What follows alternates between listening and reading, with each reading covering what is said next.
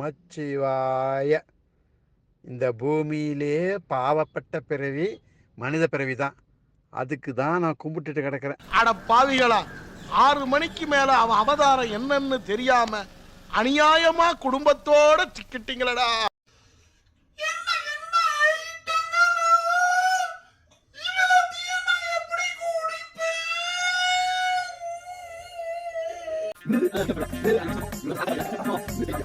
இருக்கிறதே பெரிய ஐட்டம் அத இருக்காது.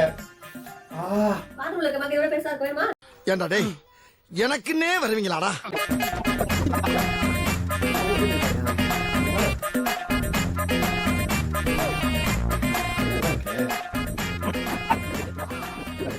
ஏதோ ஒரு கருப்பாடு இருக்குது, அதை கண்டுபிடிக்கிறாங்க.